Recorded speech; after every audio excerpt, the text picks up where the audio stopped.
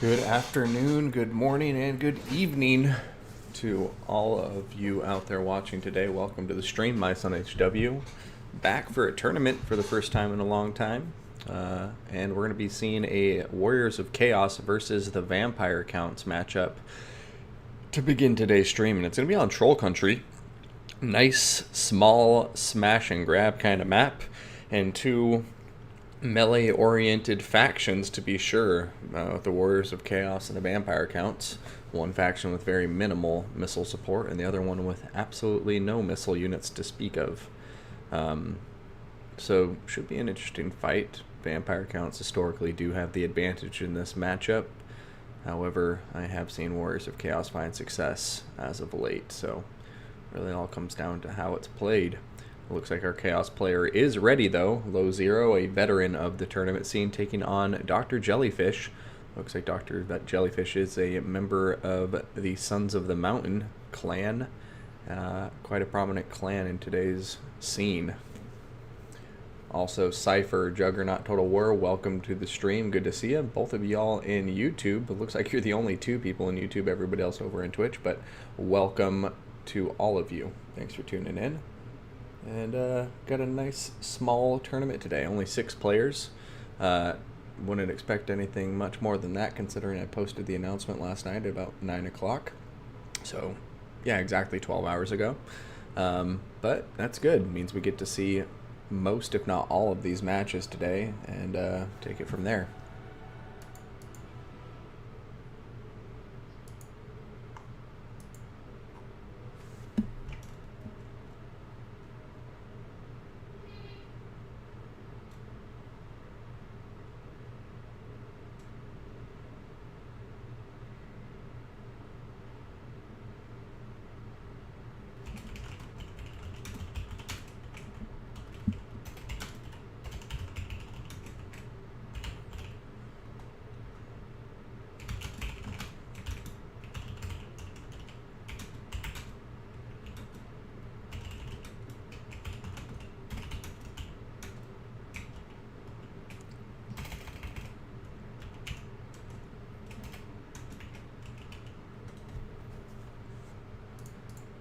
Alright, sorry, just doing some admin things.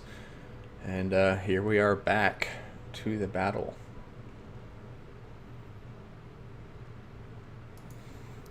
So you may have noticed that the tournament title is HW League 8.2, and basically I took about a month hiatus, as I'm sure you noticed. And now that I'm back, I don't want to do the Season 8 playoffs immediately.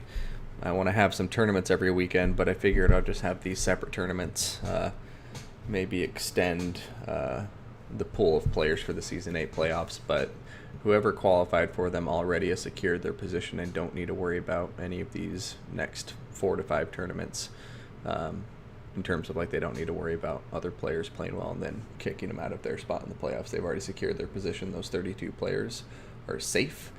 And they're just going to have a little bit more company when the Season 8 playoffs finally happen late next month.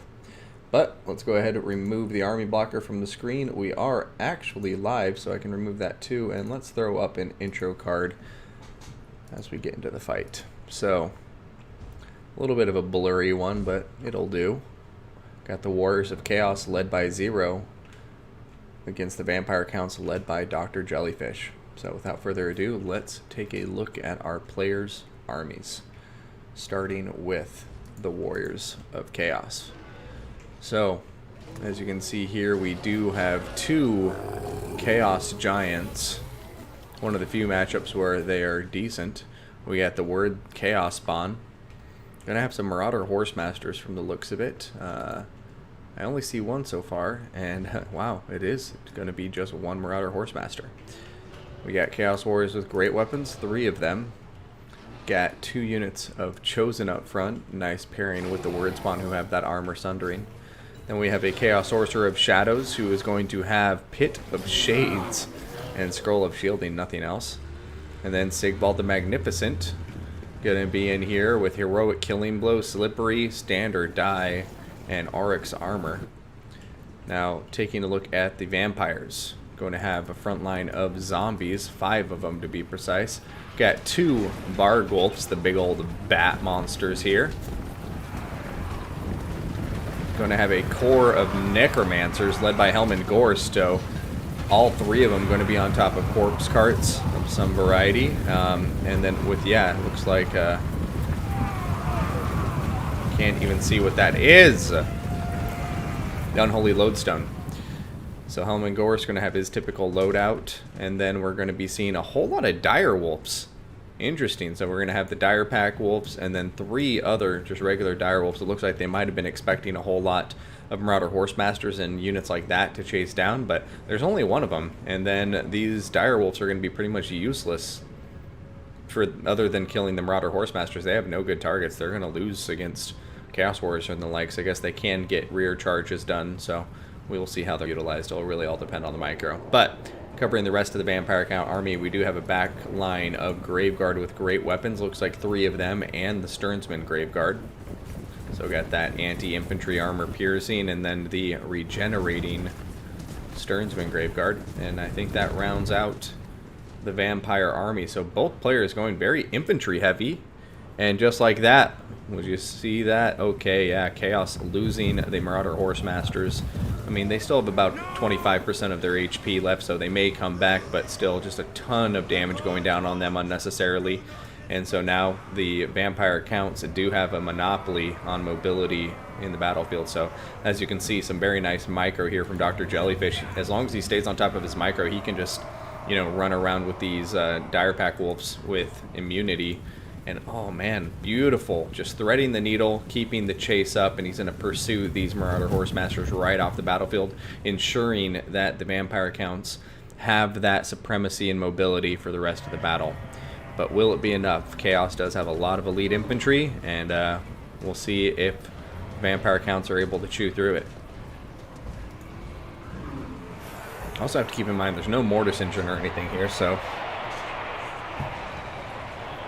Chaos Infantry, you know, may be doing better than I'm anticipating. I don't know. I feel like Vampire Counts are looking okay here, but Chaos has the high ground, and as Obi-Wan demonstrated in Revenge of the Sith, you know, you cannot underestimate the high ground. Over here, it does look like we're going to be seeing the Vargulfs coming in, trying to double team the Chaos Giant. Oh, Pit of Shades coming in, and look at the damage it's doing. The Tide Zombies getting decimated. You even have some Graveguard with great weapons getting caught up in it. And man, Pit of Shades, an interesting spell choice, and I honestly like it a lot. Very infantry-heavy builds going up against each other. These Pit of Shades can be devastating against the relatively low armor of most of this Vampire infantry. And then, you know, the Stearnsman Graveguard with their armor, Pit of Shades, now that I think about it, is actually a wonderful armor-piercing spell. Alright, Giant just, you know, breathing some really bad morning breath onto the Vargulfs. Chaos Warriors with great weapons now coming into the flank here. Giant's taking some damage, but, you know, overall he's doing okay. The Word Spawn and the Chosen over here. A very vicious combination. Chaos Warriors in the back line having no trouble with the Dire Pack Wolves. Stearnsman Graveguard look like they are going to be able to win this out, but, you know, not before the Graveguard with great weapons get some good value. They've really been holding their own quite well here. Balance of power quite even. And then here comes another Pit of Shades, and this one might eliminate the remainder of these Graveguard with great weapons and the Tide Zombies. And I imagine that should free up the Chosen to get into some other engagements. Over here you can see Chaos Warriors with great weapons just hacking these dogs to pieces. Direwolf stand no chance against the heavy armor of the Chaos Infantry. Vargulf over here starting to diminish. Same over here, getting in there a bit too deep by the looks of it. And look at this. All of the Corpse Cart Lords also starting to suffer a bit here. The Dire Pack Wolves have come into combat. They do have that bonus versus large to help out, but right now it looks like Chaos is taking these guys to Pound Town, just smashing away.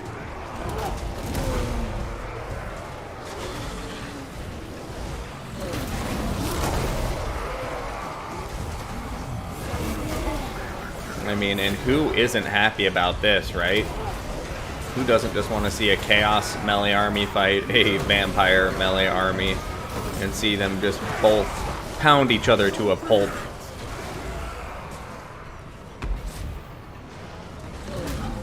Vargulf is not doing hot, getting double teamed right now by the two Giants. The Giants with their crazy high weapon strength at 600, just smashing this Vargulf to pieces. Chaos Infantry does seem to be holding its own. Back here you have this unit of Chaos Warriors with great weapons still just sitting idle, and I love it. I really like that they're sitting back here protecting the back line. They finished off, you know, a ton of direwolves by themselves, and now they're just hanging back here as reinforcements. It looks like they are going to get pushed into combat now that these Chaos Warriors with great weapons are beginning to waver. But it looks like the arrival of these guys is actually going to shore up their leadership. And we'll see. I mean, right now, Chaos looking really, really strong. Both Vargulfs smashed. Both Necromancers smashed. Helmingor's the only one left in the fight right now. He did come back and kill one of the Giants, though. Good on him. But the other Giant still looking quite healthy. Over here, Sigvald and the Chaos Sorcerer leading the rest of their forces to the last remaining Vampire Count pocket of infantry, and then casting down that Pit of Shades, the Space Vagina, just sucking all of these undead units into the Immaterium. And boy oh boy, Chaos playing this nicely. Nice build. I think the Vampire Counts build with all those direwolves was really not expecting just how heavy on the infantry this build would be. I think the Vampire Counts were very much ready to be kited by a whole lot of Marauder Horsemen and Horsemasters, but they just weren't there. And even though they served their purpose and eliminated the only Marauder Horsemaster on the field, those 4 direwolves from there on were just pretty much useless. Vargulfs, yeah, I mean, didn't really pack enough punch to win that. I think Blood Knights were desperately needed there. Maybe you can honestly just bring the dire wolves, maybe two of them, and ditch one of the necromancers, and the Graveguard with great weapon could get you some cavalry at least. I just feel like something with mobility to smash into the infantry from the back would be nice, because yeah, this really elite Chaos infantry build is going to have a field day against a heavy infantry direwolf build from the Vampire Counts. I just think this was a bit imbalanced as an army goes and needed a bit more options, but I'm repeating myself. Great game. First battle going to 0. He's going to be leading 1-0 in this series. Zero's leading 1-0. I correct myself up. But let's throw up that army blocker, get back to the battle lobby, and see what factions our players decide to bring next. It looks like Pillar of Bone will be the map, and Jellyfish is picking Beastmen while banning the Wood Elves and the Vampire Counts.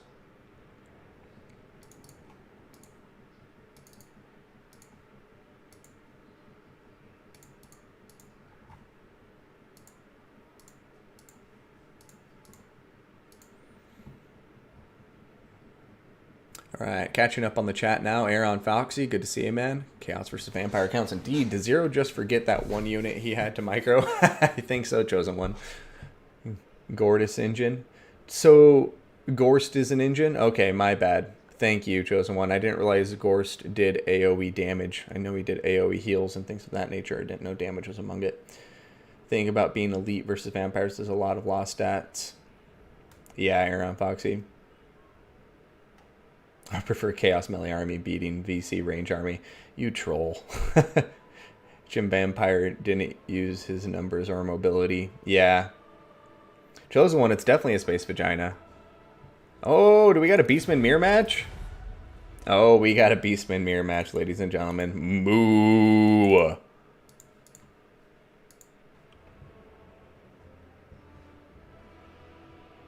Yeah, he got his dire wolves tied up on top of the one infantry unit when he, it's interesting because he was showing some really good micro there in the initial game, threading them through the needle to go chase off the horse masters. But I think in the mid to late game, he really needed to be using those dire wolves a lot better. But like I'm saying, they would only be good for rear charges.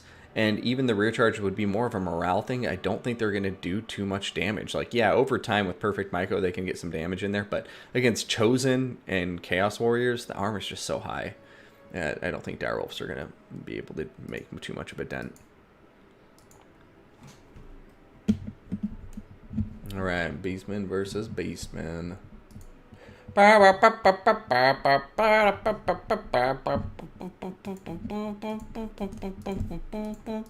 don't know why Beastmen versus Beastmen made me think of that song.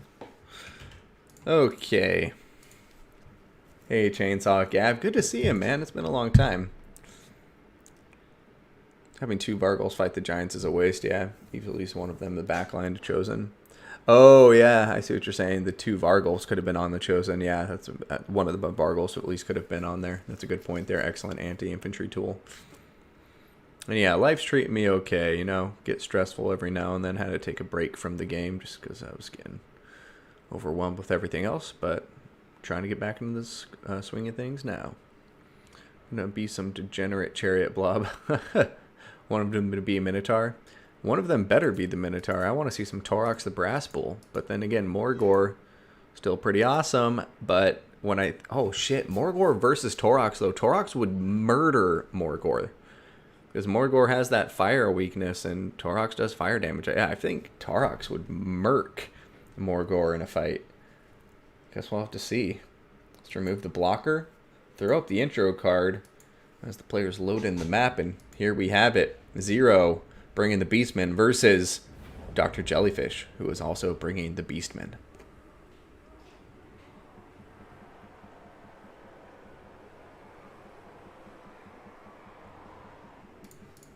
All right, 0 is up, 1-0. So this is match point. But let's start with our red player here, Dr. Jellyfish, fighting for his life. Going to see Ungor Spearman herd with shields at 1, 2, 3, or... just kidding. So 1 with shields, 2 without, and then 1 more with shields, which will be the ROR Destroyers of the Drakkwald. For the rest of this Beastman army, we got a lot more Vanguard options. No surprise there, as most of their roster does have Vanguard. We're going to have Centaurs, Chaos Warriors with Poison. We got 2 Centaurs with Throwing Axes, and then another Centaur and Chaos Warhound with Poison. One of these Centaurs with Throwing Axes will be Grog Hooves of Wolf's Run Centaurs that do have poison damage, so that's pretty awesome. And then they got that Drunken Bravado, gives them HP restoration too. Going to have 2 Minotaurs with great weapons. We got a Bray Shaman of Wild on foot. Got Traderkin and Bray Scream. And then we got a Wargor on top of a Tuskor Chariot, and Taurox the Brass Bull is here, ladies and gentlemen. Well, you know, need I say more? Well introduced, Taurox, well introduced. Now, the battle has already begun. Our blue player here with his front line of Ungor Spearman herd with shields, but we also have Gore herd here and some Bestigor. Looks like Korok's Man-Rippers in the center, Minotaurs with great weapons pushing forward from 0. And then we have some Tuskor Chariots, 1 on either flank, Razor Gore herd in the back line with an extra Minotaur. Bray Shaman of Wild, going to be bringing Viletide, Traderkin, and that's going to be it. And then Morgor the Shadow Gave with his summon. So, look, Morgor versus Taurox, so we will get to see it. Who's going to come out on top? Right now, Morgor's War Herd, led by 0, is getting a ton of damage. And I think coming out on top on a lot of the frontline engagements, this right flank was just crushed. And now the Bray Shaman of Wild is getting surrounded. Over here, we also see that Morgor's Bray Herd is coming out victorious. The Spearmen overwhelming the Centaurs and pushing through. And then here in the center... is it going any better for Taurox? Right now, the Korok's Man-Rippers, a very nice counter to the Minotaurs with great weapons, but it does look like they may be breaking soon here. Gore Herd coming in to support. There comes some Chaos Spawn summons.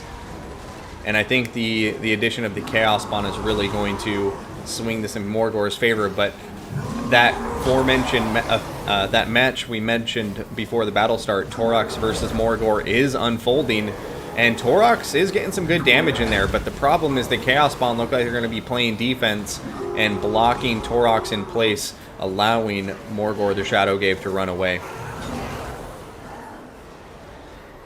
Razor Gore Herd, who have been kept on the wings, now being sent into the center. Minotaurs with great weapons coming in too. Torox the Brass Bull finding himself surrounded by a lot of enemies. He's a tough bastard, but there's a lot of unfriendly beastmen surrounding him.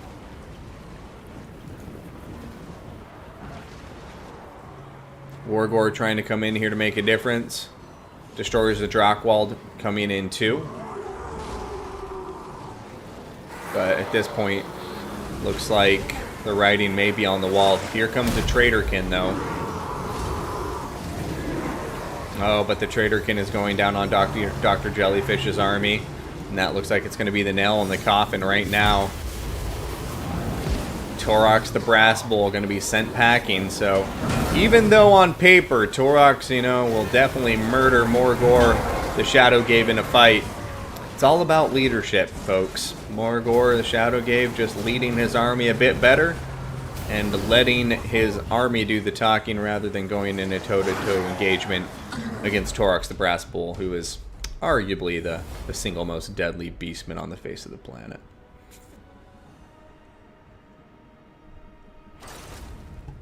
Yeah, Ungor's just got murked. They didn't stand a chance against Bestagor and Goreherd.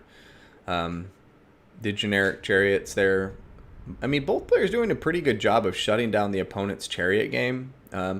This Bray Shaman on a chariot did quite well, but, you know, Jellyfish did shut down the two Tuskgore chariots quite well. The Wargore, you know, got some decent damage in there, but I did like the composition of Zero's army there. He had all the tools needed to go in there and shut down any chariot plane, and vice versa, honestly. The Minotaurs of Great Weapons were used quite well, but I think the problem was the Ungor Spearman front line just melted, and then the Centaurs, I think, really needed to be next level microed there for this to work out in their favor. But instead, at least from what I saw, I feel like that battle was so quick I missed a lot of it. But it looked like the Centaurs got into bad engagements with Zero's Ungor Spearman herd with shields on the flanks when they really needed to be, you know, swinging around wide there and then getting some rear charges to swing that battle decisively in Jellyfish's favor. Because I just think the thing with Morgor is he can outlast a lot of armies, and like it was really close, and I think could have gone either way until that summon of Chaos Spawn showed up. As soon as the Chaos Spawn showed up there and pinned Torox in place, I was like, yeah, that's probably going to be a GG, because Torox, you know, he's not in danger of dying immediately or anything, but his army is just melting away around him, and he's pinned in place, and he really needed to kill Morgor there to swing that battle in his favor. You know, you need to eliminate that leadership, and then Torox may be able to, you know, just bulldoze his way to victory from there. But a great series, and Zero winning at 2-0 that second round in a Beastmen mirror match. Congrats to him, and better luck next time to Dr. Jellyfish from the Sons of the Mountain clan. Alright, let's go ahead and see what match we can get into next. So Zero will be going up against Chosen One. Zombie Quest and Kafka should already have been playing, so let's just check in and see where everything's out. I'll probably go watch Zero and Chosen One since that will be just starting.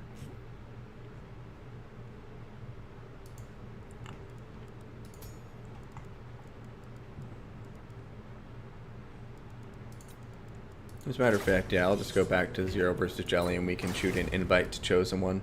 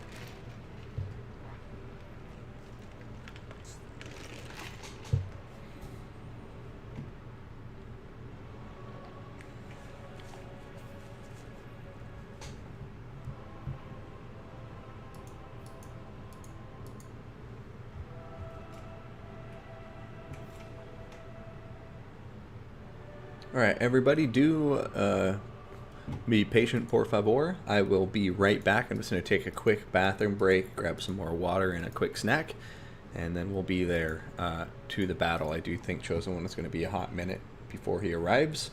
So stay tuned, and we'll get back to some battles in just a moment. My son HW will be right back.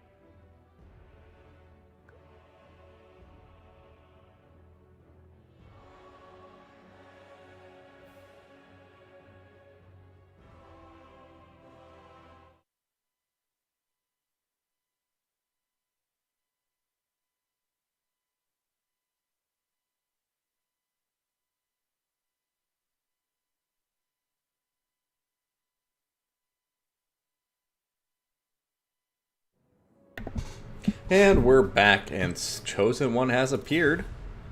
A wild Chosen One has appeared. And it looks like he's going to be taking on Zero, and we're going to be seeing... Oh, never mind. Factions and maps haven't been picked, it looks like. Carrick Asgal is being considered by Chosen One, but has not been finalized as his pick.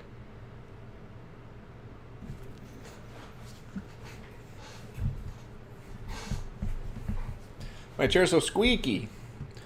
I must get WD-40. Hey guys, you want to hear a crazy story while we're waiting? So, in July of 2020, there was a fishing trip going out off the coast of Tasmania. A bunch of fathers and their sons, like a school event kind of thing, and they were all out there fishing, I think for flatheads. I can't remember the exact type of fish. But in any case, they were fishing there, cleaning the fish, you know, throwing the guts into the water, whatnot. And apparently, a great white shark breached completely out of the water onto the boat, grabbed a boy and pulled him into the ocean, 10-year-old. The boy's father immediately jumped into the water after him.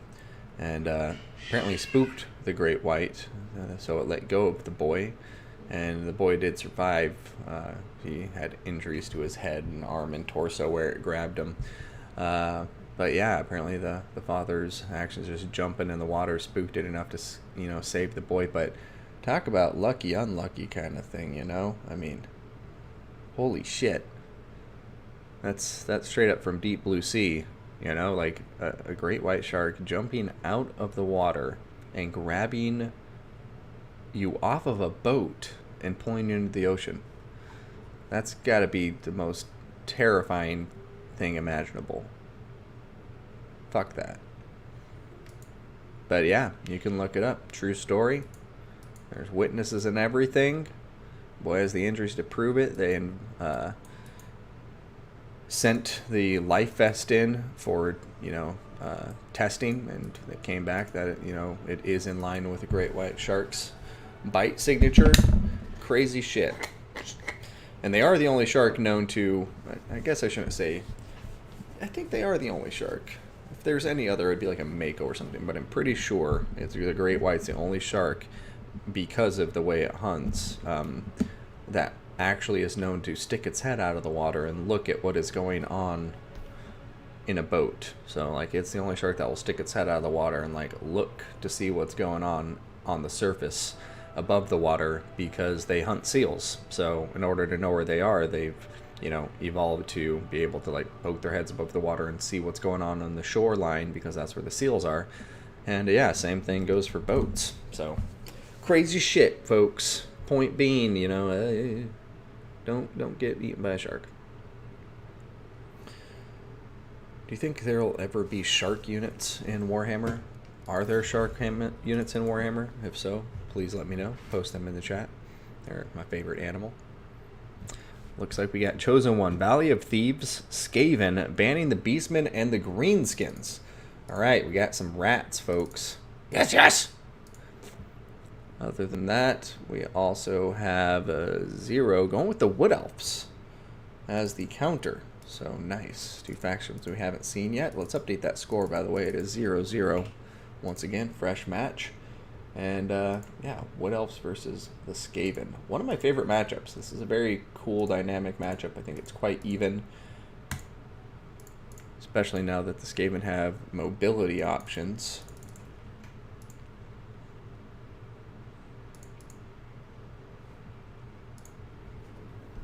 Yeah, this is Wood Elves versus Skaven in the desert. So Wood Elves won't have any woods to hide in, but they're definitely a faction that can go melee focused against the Skaven.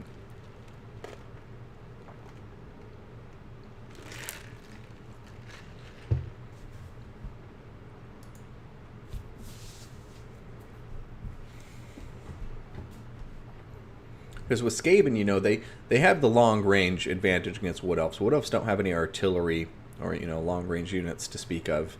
They do have like the best skirmishers in the game, in that mid game skirmishing. But the Skaven can punish them from afar, pressure them forward, and then the Skaven, used to be their big weakness is they didn't have mobility, so the Wood Elves would just be able to run town with wild riders and the likes, but now the Skaven do have wolf rats and, mutant rats, or whatever those things are called.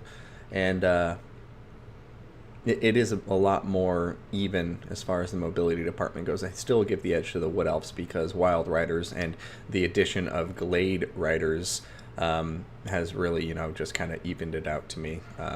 If Glade Riders weren't added, I think the Skaven would have had the edge, but the addition of Glade Riders at 550 a pop really adds that nice spice to the Wood Elf roster.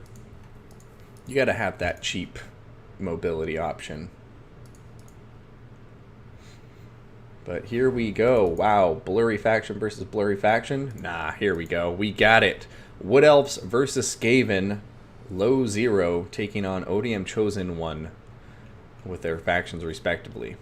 Let's go ahead and remove that intro card and cover our blue player's army first, per tradition. Now, starting with the infantry, we have Dryads. A whole lot of tree spirits ready to rip these rats to shreds. So 5 of them. And then we're going to have 5 units of Glade Guard. So for the ranged component of this army, we got all the elf archers. Now for the elite archers, we have Way Watchers with their armor piercing and ability to vanguard, deploy, and remain hidden. For the leadership, we're going to be seeing Spellsinger of Beast on top of a horse. Going to be bringing Transformation of Kadan for the Manticore summon. Ooh, sorry, didn't mean to pass through you. We also have Wissen's Wild Form. Up in the air, we have the Sisters of Twilight on top of their eagle. And going to be bringing Eagle Quiver, Conjoined Destiny, and Gwendolor's Vantage.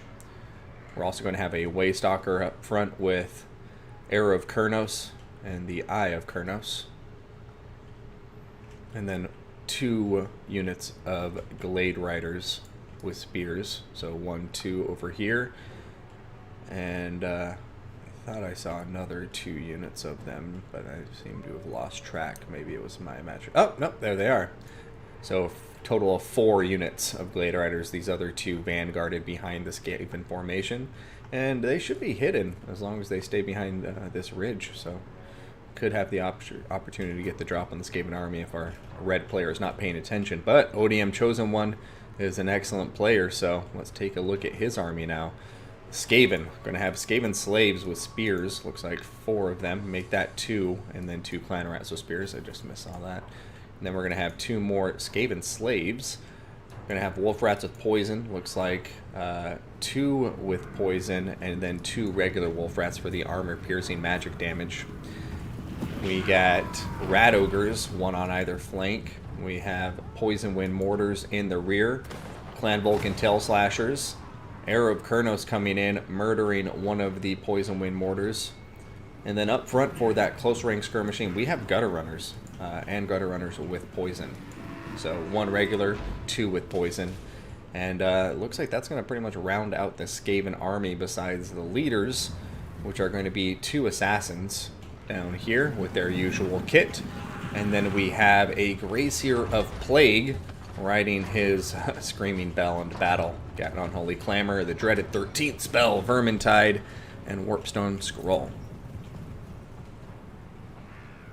So, Wood Elves keeping their distance. Right now, Skaven just taking it on the chin. They do have their mortars, but that's the only long range this Skaven army has, so they're really going to have to close the gap. And unfortunately for the Skaven, I think it's going to be hard for them to do so. The Wood Elves do have the mobility advantage here. Dryads are quick, Glade Guard are quick, and then obviously you have the cavalry here on the wings to dive in and keep the pressure up on top of the Skaven if they get too greedy and push out too far and start to get separated.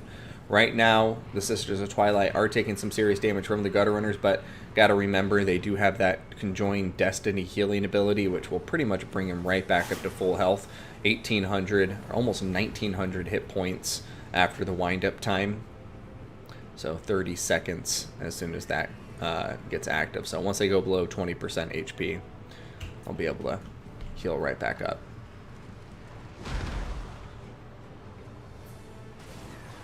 Alright. Glade Guard firing away. Skaven slaves, for the most part, taking that damage.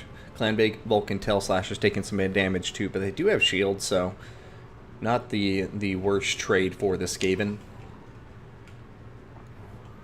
Right now, I think the Skaven's win conditions are going to be tied up mostly in the leadership, the Rat Ogres, and the Wolf Rats.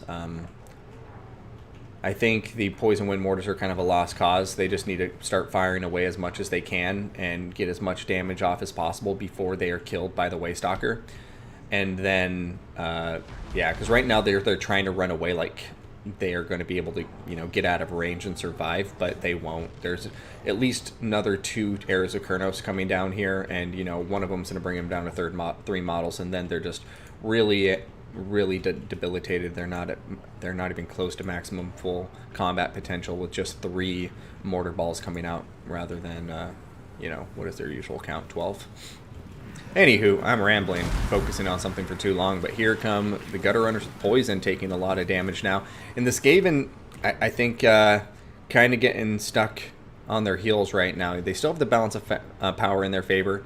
Can't take that away from them yet. Poison Wind Mortars taking that other Arrow of Kurnos, it looks like, and now down to 3 models and wavering, but still very high on ammunition.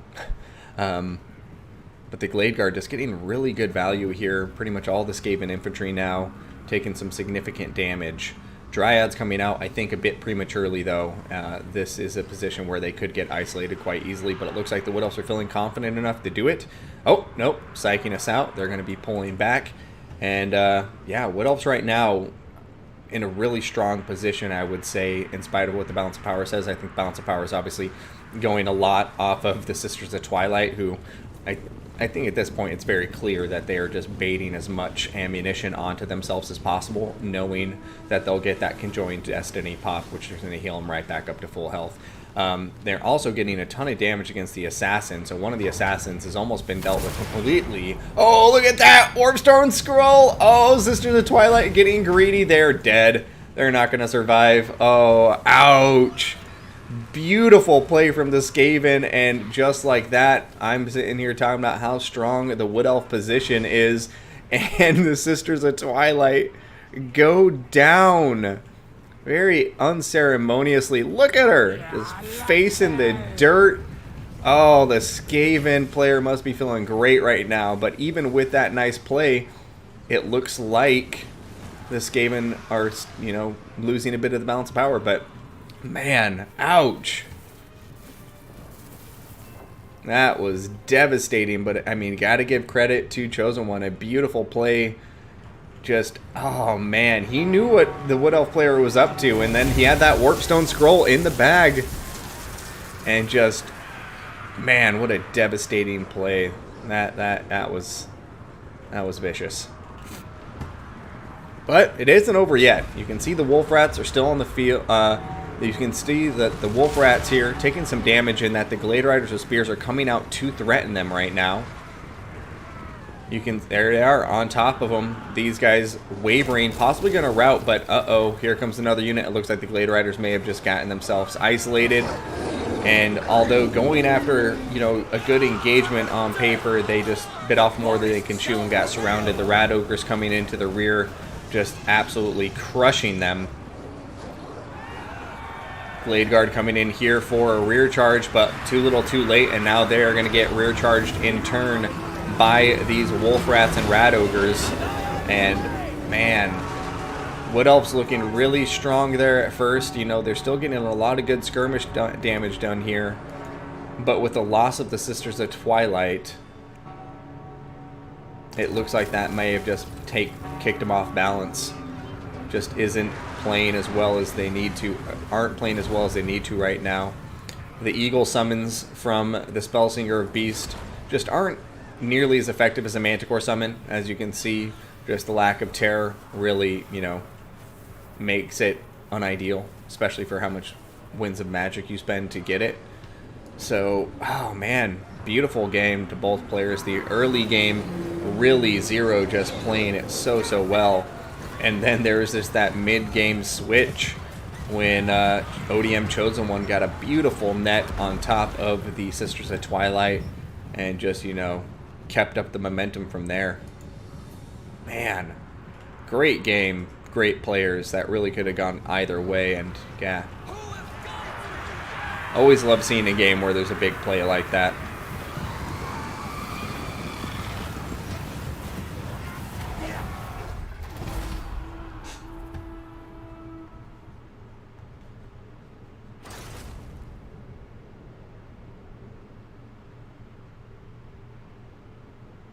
Oh, the Eagle only costs 14 Winds Magic compared to the 20 Manti? Sassy the Sasquatch, thank you so much for pointing that out.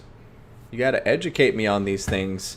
I've been out of the game for a month, and apparently I'm not keeping up to date, although I'm sure that change has been in here longer than a month. But yeah, so good to know. 14 Winds of Magic compared to 18. That is a significant cost decrease.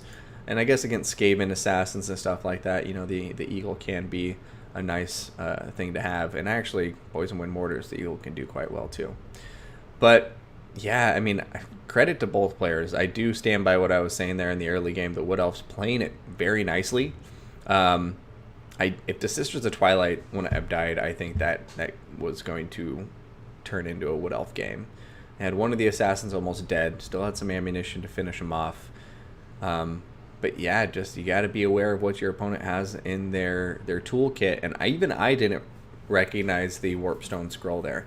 You know, I just saw Vermintide and the Dreaded 13th spell. Forgot completely that he has that one-off ability, the scroll there, to throw down and net them in place. And it was just game over from there. Devastating play. Hey, Robane Fantasy, welcome to the stream. Good to see you. I feel like the other mobile units or archers should have been designated to take out the mortars. Aaron Foxy, yeah, I can't disagree with you there. I think, though, the Wood Elves were doing a good job dealing with the mortars throughout that whole battle. I liked the strategy of using the Waystalker and the Sisters of Twilight to eliminate them. I mean, look, 277 value on the mortars. I think it's safe to say the Wood Elves effectively dealt with the mortars. Like, that's not... 9 kills, 277 damage, 2,500 damage value. So I mean, that's not the worst. Or no, sorry, the damage dealt. But yeah, they really got shut down pretty hard. It really was just a very nice snipe from the Skaven that I think turned that around so much. And don't get me wrong, the Skaven had a chance to win that because even as I mentioned in the beginning of the game, the mortars weren't the win condition. The heroes and the wolf rats and the rat ogres were the win condition there. Rat ogres can kill the dryads. Wolf rats can take out the glade riders with spears if they have rat ogre support, especially with gutter runner support in there. And then the heroes, you know, they can kill all of these people no problem. The Gracier Plague will kill the dryads and the archers, and the assassins can kill the Waystalker, the Spellsinger of Beasts, Sisters of Twilight if they land. You know, like, the Skaven had the melee components here to win it, but I think the Wood Elves were playing it super, super well and had a lot of momentum going right up until the point the Sisters of the Twilight had their head crushed by the mountain, so to speak. But let's update the scoreboard. Chosen One getting that first victory, 1-0. So he is on match point in this best of 3.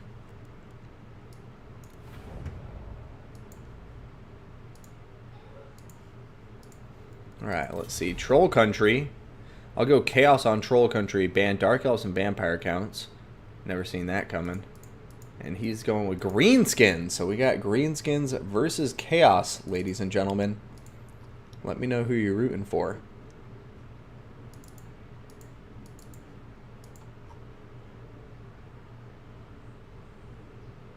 Let's get Grimgore Ironhide out there.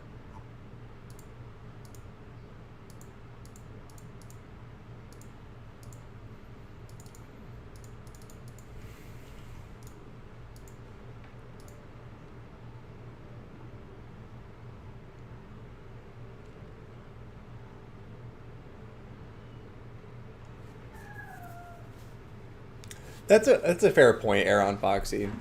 So just to go back and read through the comments, so I feel like using his mobile units and archers, so the Glade Riders with spears and, you know, the Glade Guard, or perhaps, you know, the Waystalkers to eliminate all of the Poison Wind mortars. So the heroes, like the Sisters of Twilight, along with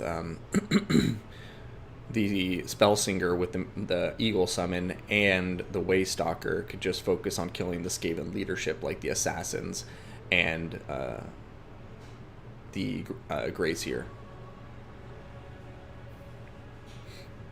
I do agree with your logic there. It could go either way though, because then on the flip end you could use the Glade Guard and the Waystalkers to just kill the Skaven Gracier as well. But I do agree fundamentally though that they weren't targeting the best units. They were wasting a ton of ammunition on Skaven slaves, and Dryads, they'll kill Skaven slaves for you. So kind of the point being there is, like, if you have melee units that are going to be able to kill the infantry that the Skaven have, don't waste your ranged ammunition trying to kill off that infantry. So I agree with you there. But as far as like whether they targeted, you know, rat ogres, wolf rats, and mortars versus the hero squad, I think that one is kind of interchangeable to me. I want my Chaos Dwarfs already. Far Dizzle, I agree, man, but they'll be here soon. Not soon. I lied, because it looks like Ogre Kingdoms is definitely going to be the first DLC faction. But but they'll be there. I imagine they'll be the second faction for DLC. I'd be surprised if they weren't. But looks like our players have loaded up here, so let's get to it. We got Chaos versus Greenskins, 0 versus Chosen 1. In this first tournament of HW League 8.2. The reason I put the 8.2 there is to signify that the people who've already qualified for the Season 8 playoffs have qualified. Their positions are safe. But they're going to have some extra company here while I prepare for the next playoffs. And I don't want there to be too much downtime in the meantime. So let's get some more people qualified. And lucky to these people who just signed up for a 6-person tournament. Okay, here we are. Troll Country is the map, starting with the Greenskins, led by our red player, ODM Chosen One. We have Black Orcs down here on the ground. Looks like we got 3 of them. And man, oh man, gotta love them. Best infantry in the game right there. Also going to have Orc Air Boys, the Rusty Airs too. And then we have a Dancing Wurzag, which you know what that means. We need to update the faction banner. Red faction is the Dancing Wurzag.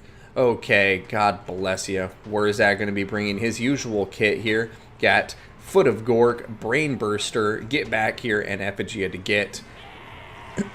We do have some anti-large armor piercing here with Orc Boar Boy Biggins and some Forest Goblin Spider Riders supporting them. We're going to have a same combination over here, but with an extra Forest Goblin Spider Rider. Then we have some Orc Biggins in the rear. Orc Boys interchanged with the Black Orcs in the front line. And then we do have the 8 Peak Loonies. You're going to have their poison damage and be unbreakable. So I think I've covered everything here besides... No, just kidding. I've covered everything here. Where's that going to be the only leader here in this army? Now we got the Skaven. Or not the Skaven, the Warriors of Chaos. Forgive me, Chaos. We have Warhounds with poison up front. We've got Marauders. Chosen with great weapons. Looks like 3 chosen with great weapons. 2 Chaos Warriors. And 2 Marauders. 2 Feral Manticores in the air. Sartorial the Everwatcher. Marauder Horsemen. Looks like 2 of them. 1 on either flank as well. And Sartorial's going to be coming in with Final Transmutation and Arcane Conduit. So he's looking to exploit the AoE bug, if that's still in effect. If it's been fixed, somebody let me know. But as far as I know, it's still in effect. And he is going right after the Orc Boys.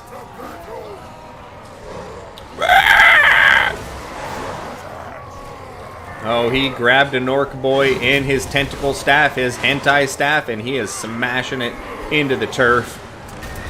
Chaos Warriors with great weapons are now coming into combat, diving into those frontline engagements. And Black Orcs, I mentioned, my personal opinion, the best infantry, but chosen with the great weapons can win this in fight, no problem. Looks like they're still going to be taking some serious damage, though, on the charge. But as you can see, Final Transmutation with that AoE bug very clearly still in effect as these Black Orcs get caught in it. It's pretty devastating. The Black Orcs still holding their own, though. They do have that ITP, so Sartorial cannot terror out them. But they are not immune to the Tentacle Staff, apparently, as that one did just get lifted up and smashed into one of its compatriots. Chaos looking pretty strong right now. They are breaking the Chaos or the Greenskin front line right now. Black Orcs not able to hold out against the Chosen One with great weapons. How funny. Of course, this battle, as soon as I say the best infantry in the game, I would be proven very, very wrong by the Chosen with great weapons. But like I say, you got to keep in mind the cost difference. Chosen with great weapons, significantly more expensive, and they do not have immune to psychology for some strange reason. Law has been popped, boosting up the Greenskin melee stats, but doesn't look like it's going to be enough. Right now, Chaos looking very, very strong on this small map. And as soon as they get these, Greenskin forces routing, there's just nowhere for them to go besides off the map. Having a hard time speaking today, guys. Appreciate your patience. We do have a concession, though, from ODM Chosen One, and it's going to a tiebreaker, ladies and gentlemen.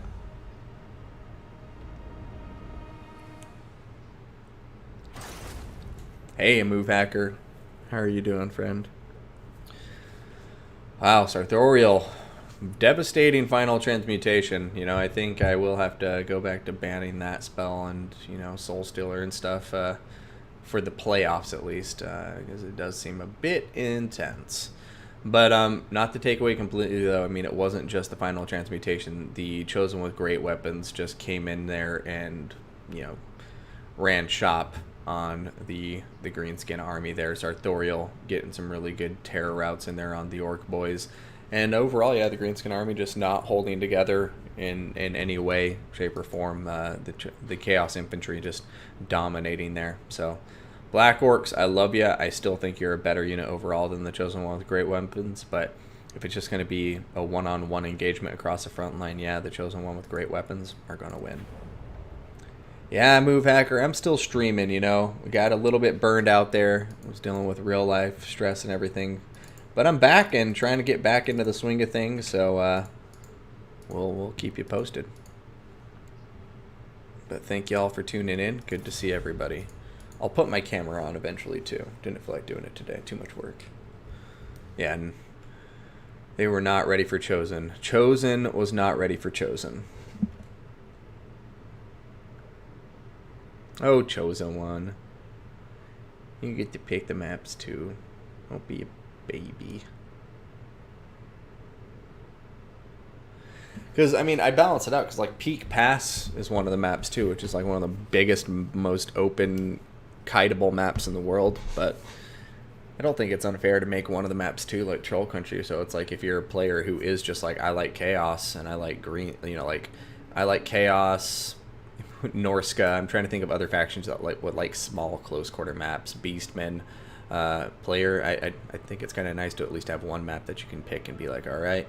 Because I mean, I'm just personally of the opinion that players need to adapt to the environment that they're playing in. Obviously, there's some maps that are just not fun to play on, but I think small maps that lead to like really quick matches can be fun. I like myself a quick first round knockout every now and again.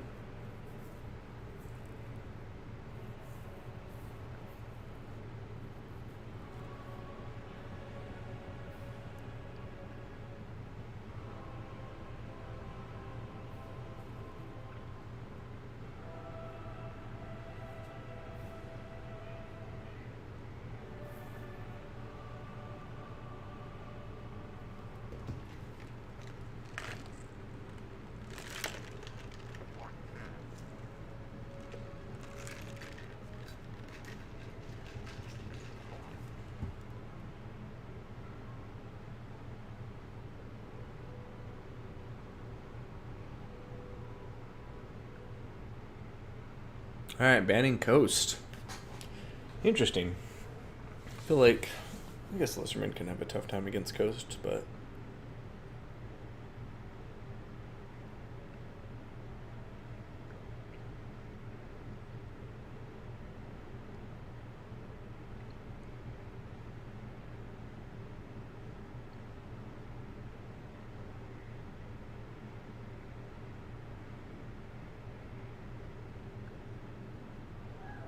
people love Pillar of Bone.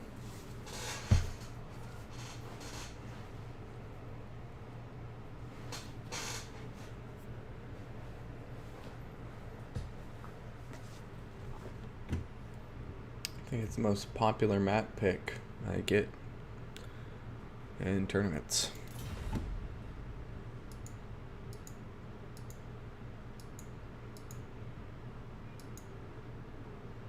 What's the matter with Pillar of Bone?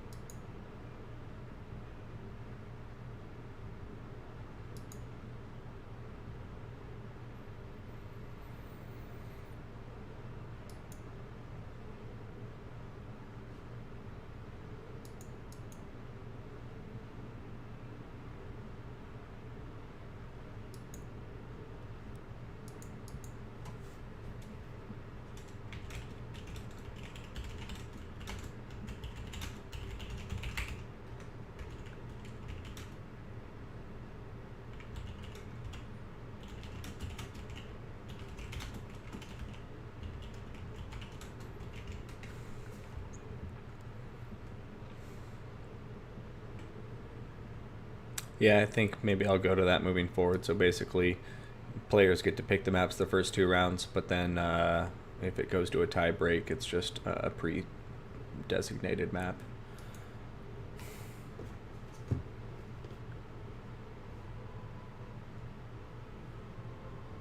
Probably better than never playing Skaven.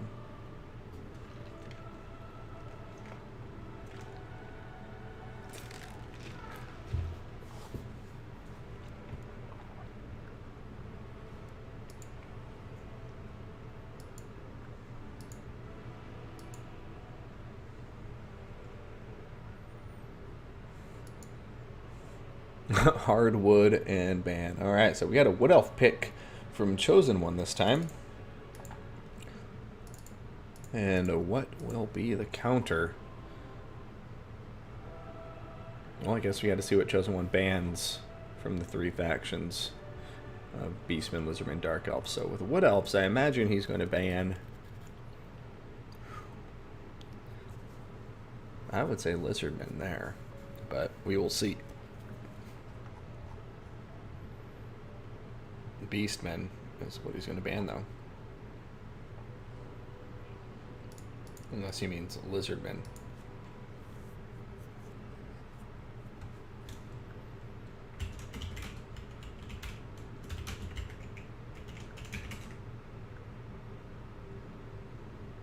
I know it's not Dark Elves, but is that Beastman or Lizardman?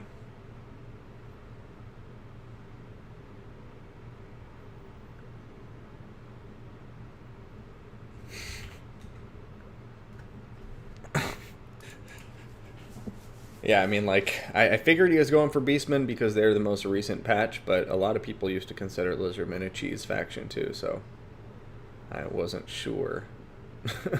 But it looks like Zero's going to go for the Lizardmen then. And that's a choice I would go with too, over the Dark Elves. Actually, I might not, because I think I prefer playing Dark Elves over Lizardmen.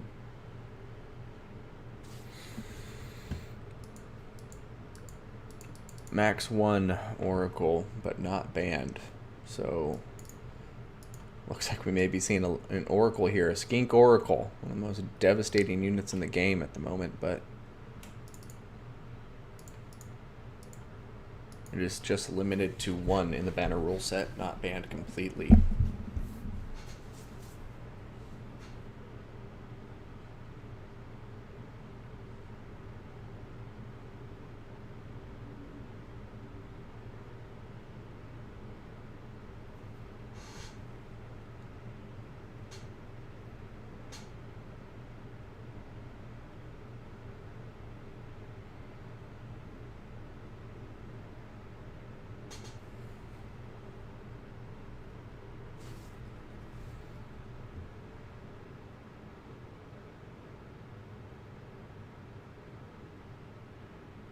Alright, be right back, chat. Just going to go answer the front door.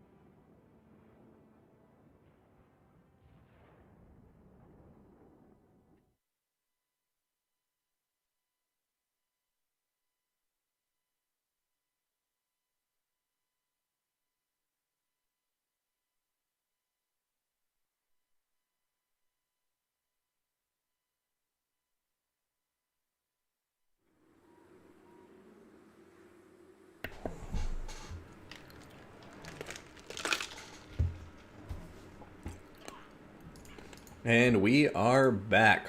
Mustard, welcome to the stream.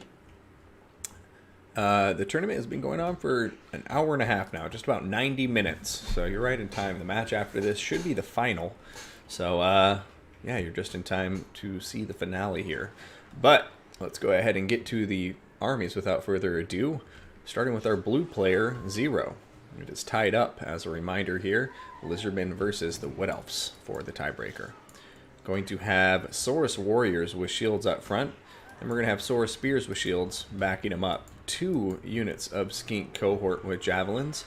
Going to have Chameleon Skinks up in the front line for the Skirmishing Force. I just want to get some close-ups here of the Saurus Warriors. I haven't seen them in a while. We're going to have, looks like a Bastillodon with a solar engine sitting up here on top of the hill.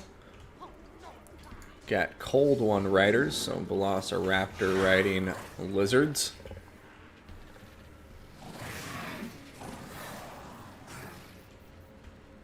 And then we got some Chameleon Stalkers.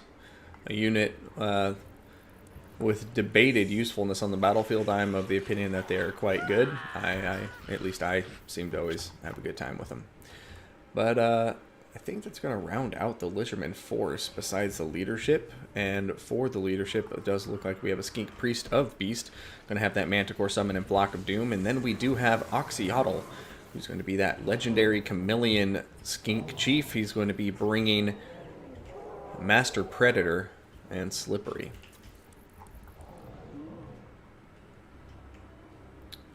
Alright, over here for the Wood Elves, led by our red player, ODM Chosen One. We're going to see Eternal Guard with shields. A front line with 2 Dryads. We're going to be backed up by 2 Blade Singers. Oh my god, is that 3 Blade Singers? Oh shit. We got 3 Blade Singers behind these Dryads. A lot of magic armor piercing bonus versus infantry power right there. More Eternal Guard backing up the back line. Looks like 2 more with shields. And so a total of 4 Eternal Guard by the looks of it. We're going to have Glade Riders with spears protecting the rear center. 2 Glade Guard with Starfire shafts. And then a Spellweaver with the Lore of Dark Magic. Going to be bringing Soul Stealer and Arcane Conduit. So really taking advantage of these AoE bugs. This time going to be seeing Chosen One bringing it here, perhaps in revenge for that last final transmutation. But looks like that rounds out the Wood Elf army. Besides mobility over here, we do have another unit of Dryads, and then we have Wild Riders and Glade Riders with spears on this left flank. So time to see what happens. Chameleon Stalkers coming in with their explosive rounds. I absolutely love that initial volley they have. It does very nice damage against lightly armored troops, and the explosions means they work well against these loose formations that you see in a lot of the you see from a lot of the Wood Elf infantry units. Chameleon Stalkers really just resisting most of that damage, getting away. 20% physical resistance, 20% missile resistance. Meanwhile, up here you have Chameleon Skinks, who do have that nice 40% missile resistance, but getting focused fired by that mini Glade Guard is still going to hurt. And there's actually 3 Glade Guard with Starfire shafts. My apologies for misrepresenting them earlier, saying I think there's only 2. Right now, Chameleon Stalker's getting some good damage down on top of the Dryads. Bladesingers coming out now. I think the Dryads should continue pushing forward, though, screening out, let the Bladesingers come in next. No rush really here. Bladesingers on the left flank, though, look like they're doing some good work. They're pushing in. Oh, look at this. Cold One Riders getting surprised and charged by all these Wild Riders. And now the Bladesingers are coming in to hit these Saurus Spears in the back, and they are going to just devastate them. But will the Skink Cohort with Javelins be able to do enough damage to make a difference here? Oh, that's a very nice volley into the rear of these Bladesingers, and just look at the damage. They have such little armor. It is devastating. But they are still just tearing through the Saurus Spears. Oh no, blinded going down on top of them, I think, from that last solar engine volley. But over here you can see Wood Elves doing well on this flank engagement, but nice utility use from the Skink cohort here. Over here, Bladesinger's now getting on top of the Saurus Warriors with shields. And over here, Chameleon Stalker's getting caught by the Dryads. Saurus Warriors killing off Eternal Guard, but it does look like the Wood Elves have completely refused this right flank engagement. And as you can see, they're just like kind of pulling back, keeping a defensive line. They've peeled off, you know, some Dryads and Eternal Guard to kind of tie things up over here. But they are going hard on this left flank. Lizardmen do seem to be regrouping, though, and, you know, kind of warding off their attacks finally. Bladesinger is doing some nice work, but have taken some significant damage at this point in the fight. Glade Guard with Starfire Shaft still looking pretty strong overall, though. Alright, Spellweaver of Dark Magic going for a Soul Stealer, but getting hit pretty hard there by the... Oh, the Manticore is knocking that Spellweaver of Dark Magic around. She is having a very difficult time getting that Soul Stealer off. Oxyotl trying to get out of range of this Soul Stealer. It looks like he's going to be able to do it. And only going to be able to catch one unit of Lizardmen in that Soul Stealer. 0 right now with the Lizardmen in the lead with the balance of power. Sorry, I feel like I've confused myself with how much I've been whipping the camera around. But right now, still anybody's game. The Wood Elves do need to start regrouping and getting themselves in shape, though.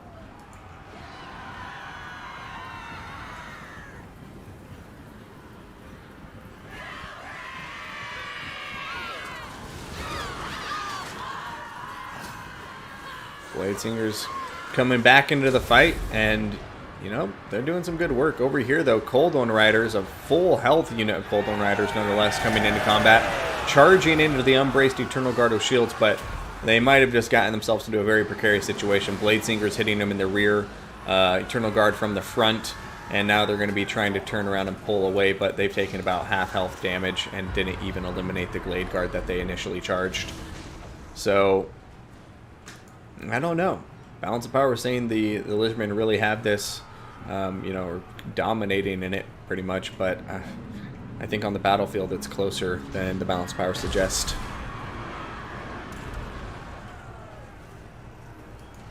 One crazy Soul Stealer from the Spellweaver of Dark Magic could turn this around. One of the things we cannot underestimate in the current meta.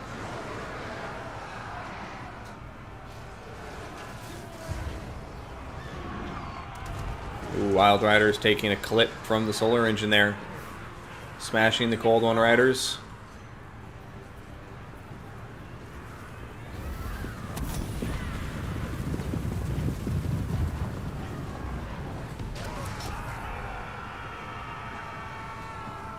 Alright, coming over here, eliminating the other unit of Cold One Riders. The Solar Engine is running out of ammunition now. And now it's getting focused by some Glade Guard, Starfire Shaft fire. Ooh, another big hit, though. The Stilodon with that Solar Engine just making every shot count. Looks like it only has 2 more rounds left. And then its Solar Engine will go silent for the duration of this battle. Over here, Soul Stealer going down. This time actually catching a good number of units in it.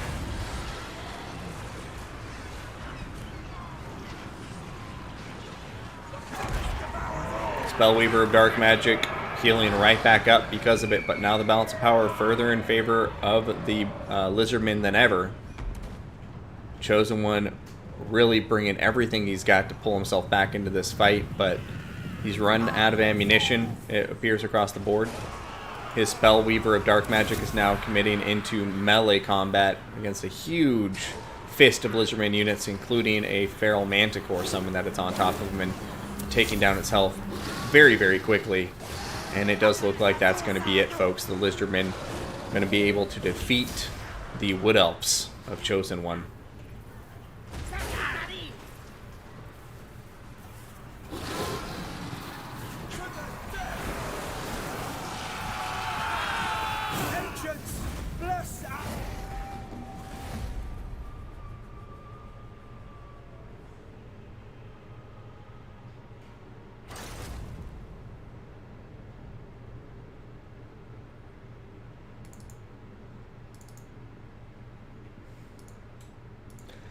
I mean, there you have it. Oxyotl doing quite well for himself. The Manticore summons getting a lot of good value in there.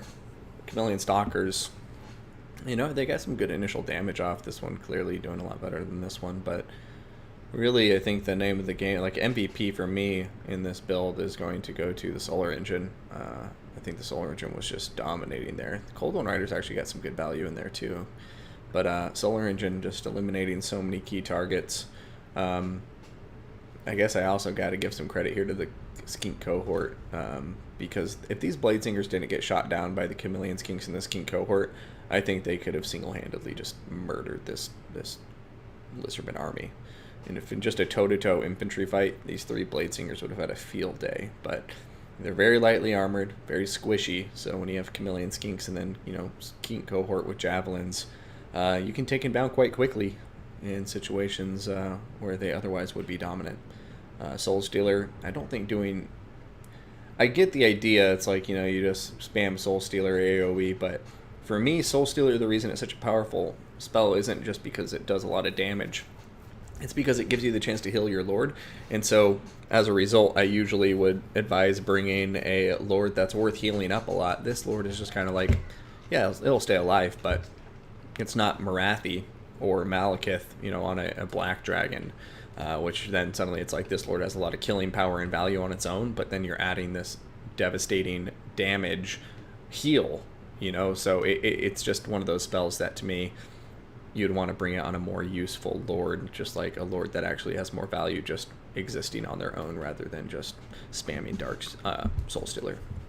But great series to both players. GG to Zero keeping his composure, because Chosen One, keep in mind, did have a 1-0 lead after the first round, and then Zero came back and won two in a row to get to the final. So taking a look here, Zombie Quest is waiting for Zero in the final. So we're going to update that scoreboard and send him right on up. Zombie Quest defeating Kafka to make it to the final.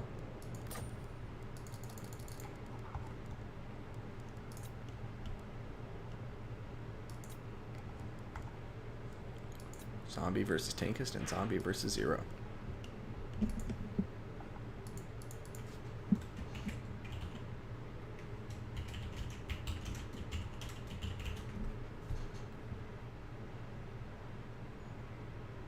Alright guys, here we are getting into the final now. 30 viewers between Twitch and YouTube, 27 on Twitch and 3 on YouTube. Hi YouTube, thanks for tuning in. And Twitch, what's up baby? My true home. I have to say, Twitch just feels easier than YouTube to me. But anyway, let's go see if the spectator slot is open. Looks like it is, and it appears both players are already in there. So, should just be getting into the fight. Lickety split. Update that scoreboard, make it 0-0, and then we're also going to update the title cards here. So we got, wait, what is that? What is that? LPF. I'm not familiar with this clan.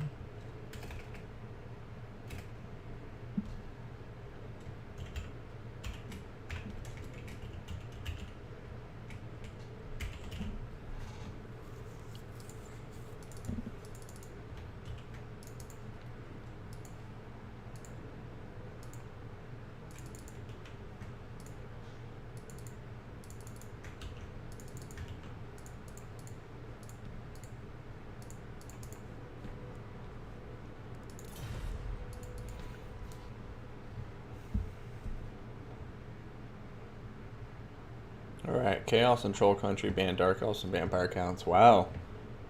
Okay, Zero likes Chaos and Troll Country. I'm gonna have to... I won't have Troll Country out in the map pool every tournament. Don't worry, everybody. Every now and then, but not every time, I guess. But, no, I need to stick to my guns. Zombie Quest can do this. But so far, I don't think we've seen anybody beat Zero's Chaos on Troll Country.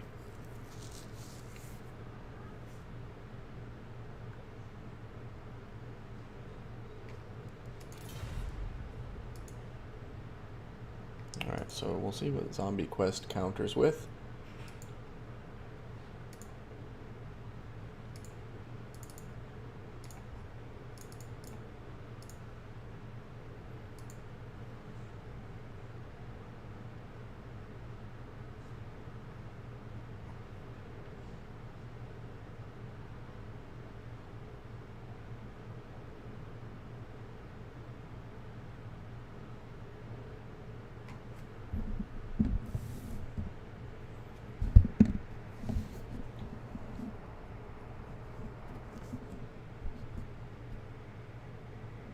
Alrighty.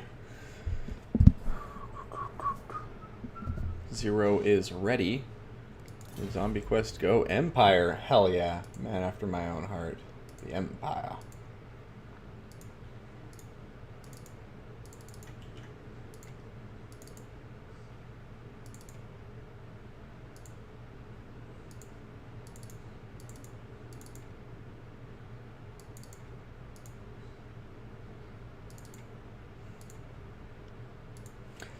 And here we go, ladies and gentlemen, loading into the map now. It is Troll Country. Will Low Zero be successful again here? Or will LPF Zombie Quest show that he is indeed mortal? Without further ado, here we are. Troll Country is the map. We've seen it a couple times today. And it's a small, fighty map in a frozen tundra. But right now we're going to be seeing Karl Franz perhaps going northward to face off against the Everchosen, helping defend Norska from this chaos incursion.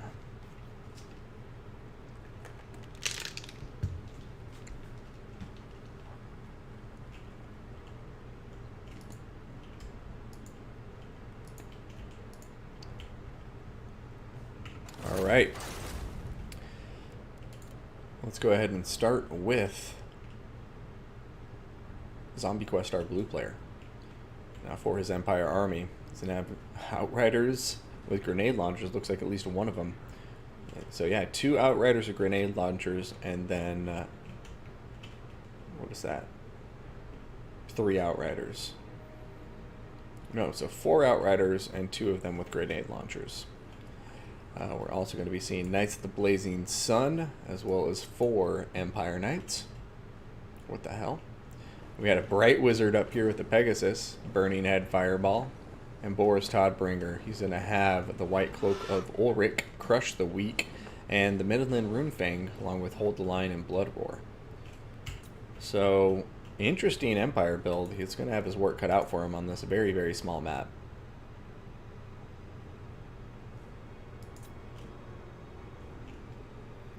Alright, now for the Forces of Chaos.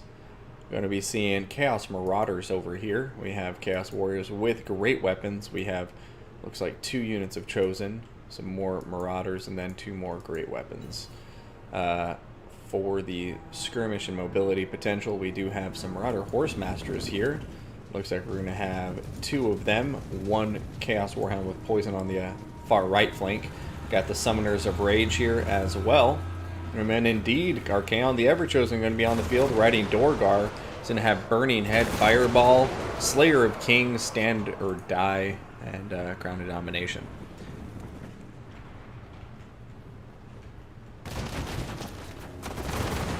Over here, wow. Grenade launchers getting some good damage in here. Empire Knights coming out to screen right now. Zombie Quest playing quite well. We'll see if he can keep up the micro. Over here, look at this. Empire Knights and Knights of the Blazing Sun coming in, hitting Chaos Warriors with great weapons. And they are wavering. And wow, Chaos Marauders also just getting smashed. Empire doing very well on this left flank engagement. Boris Todbringer coming out. Looks like he's coming in to hit Archaon the Everchosen. These Empire Knights, though, are not going to last long. Boris needs to get out of there. Summoners of Rage are coming in to fight.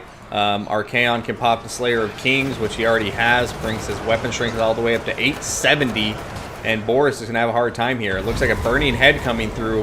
And wow, that's actually going to devastate a lot of the Forces of Chaos that are in that combat. Terror kicking in now on top of a lot of them. Boris, though, getting surrounded. Summoners of Rage coming in. Archaon on the other side. Oh, is he going to be able to escape? He's trying to, but the Summoners of Rage have that huge mass. I know, he's a slippery SOB. Look at him running out of there. Marauder Horsemaster staying on top of him for now, though. He's wavering. He is not routing. Fireball coming in. Trying to kill off the Summoners of Rage by the looks of it, but not going to be successful. The Horsemaster is keeping Boris on the ground. Oh, the Warhounds with poison coming in. The poison going to go down on top of him. That's going to slow him down further. And now he is routing. And on this small map, it's going to be very, very tough for the Empire forces to save their leader. But right now, I think if the Empire eliminates these isolated forces of chaos, they keep their micro very, very strong and don't just, keep all of their focus on saving Boris. If they can eliminate the infantry, I think they might be able to pull this back into their favor. They have the tools on the battlefield to do so, but they got to play this near perfectly. The grenade launchers still getting a lot of good damage down. Boris, though, going to be a lost cause, I think. Right now, Empire just needs to focus on eliminating Chosen and other units as much as possible. Poor Boris. He's going to go down, but I do think the Chaos are making a mistake here by investing so much on chasing him when they could have been peeling a lot of those forces back. But also the Empire kind of making a mistake in turn by not taking advantage of that over-focus on top of Boris. And now Knights of the Blazing Sun leaving themselves in a position where they could get caught by forces of chaos. They're going after the Warhounds with poison, who are wavering, but now they're going to have to turn around, and the poison Warhounds are going to turn around immediately, get poison on top of them, and the Summoners of Rage are coming in hot. Summoners of Rage, though, do magic attacks, and the Knights of the Blazing Sun do have very nice magic resistance, all the way up to 25% magic resistance. So Empire not out of this yet. They still have a Bright Wizard up in the air to provide that leadership support to the Empire State troops, but time is running out. Empire needs to keep killing these guys as much as possible. If they can eliminate these Chosen before the rest of the forces of chaos have a chance to regroup with them, maybe they can do this. But I think they really lost an opportunity there. They got really focused on Boris being eliminated, and I think that's really going to hamstring Zombie Quest chances of winning this here in the late game. The leadership and the balance of power is just so important, and Chaos having their leader full health right now.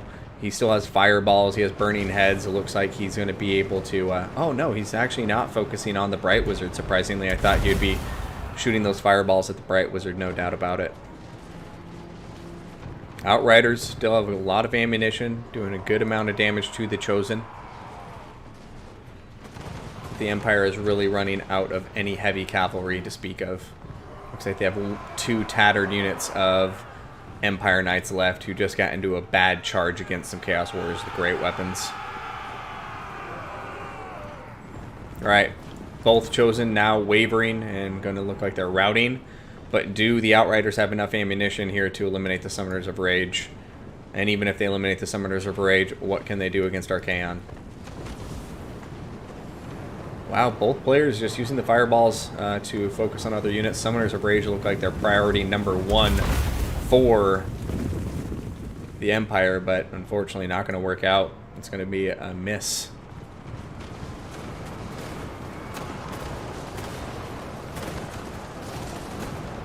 Alright, over here we have Outriders running away from the forces of Chaos. Chaos now going to be wheeling around, coming after this unit of Outriders. Empire playing it pretty well so far, but the balance of power really just creeping further and further towards our red player here. Alright, there goes another fireball. Alright, that fireball going to connect, but still no models killed from the Summoners of Rage.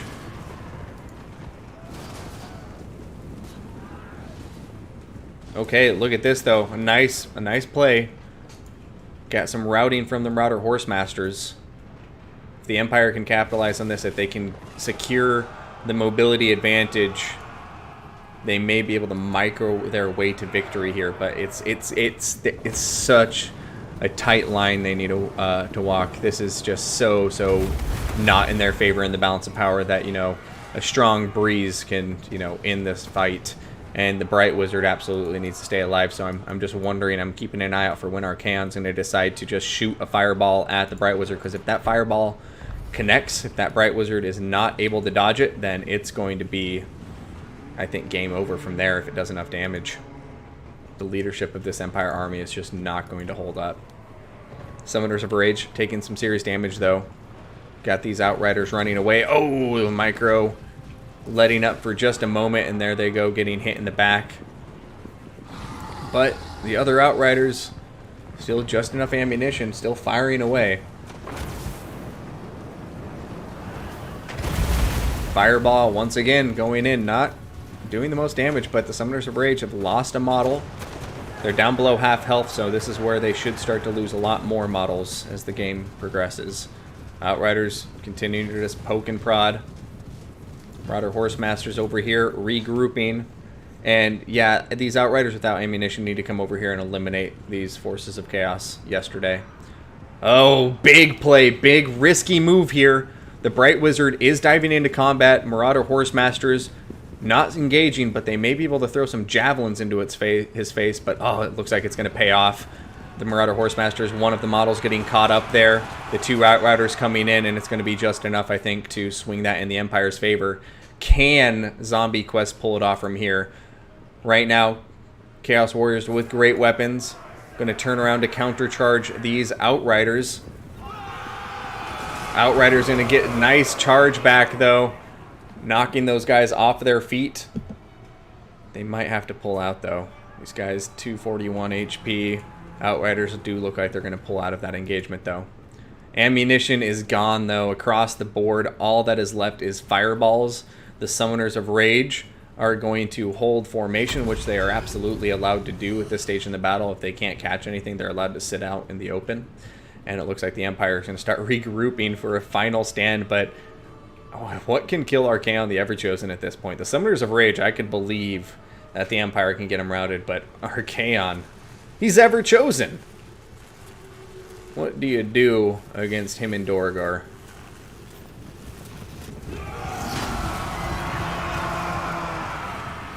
Alright, Empire forces coming in. Looks like the Empire Knights hitting from the other side. Fireball coming in here while these forces are pretty bunched up. And there goes another model from the Summoners of Rage. There goes another model. They're down to 9 model count. Empire really making a concerted effort to eliminate them. Here comes a Burning Head, though, and this Burning Head, I think, is going to seal the deal. The leadership debuff on top of the Outriders is going to be intense. These two guys are routing immediately. Summoners of Rage down to 8 models, though. Empire not giving up just yet.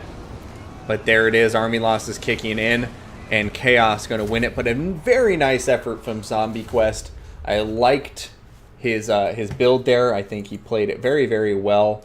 Just that was a tough matchup to win there, especially on such a small map with such a complete kite build from the Empire. But yeah, my hat's off to him. Cool build. Cool build.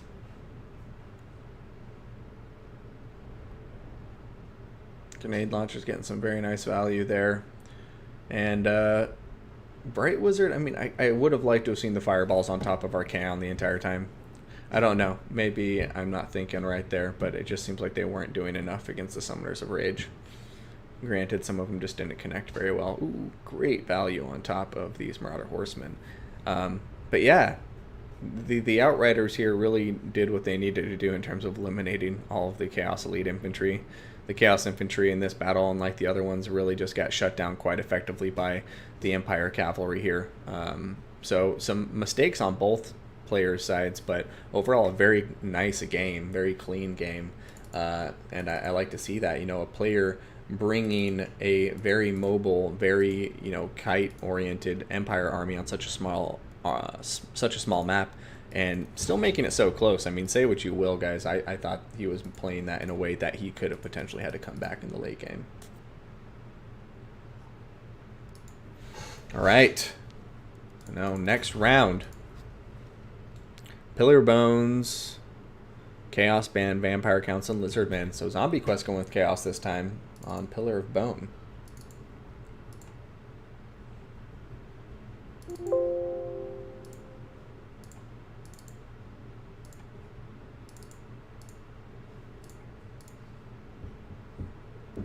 It looks like we may have a Dark Elf pick from Zero. Yeah, Dark Elves. So Chaos versus Dark Elves. Who is going to come out on top? To me, this is a crazy even matchup, but one I like to see quite a lot.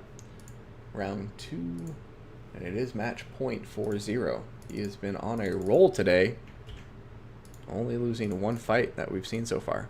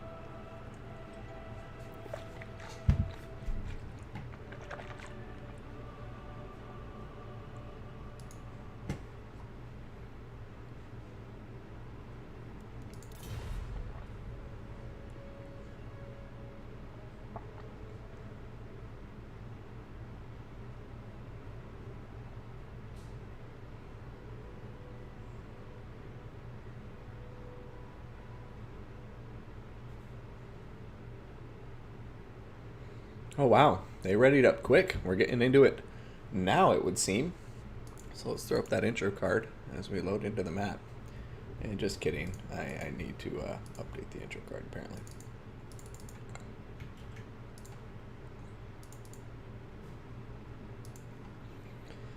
There it is. LPF Zombie Quest leading the Warriors of Chaos against Zero and the Dark Elves. This is round 2 and match point for Zero as he leads 1-0 in this best of 3.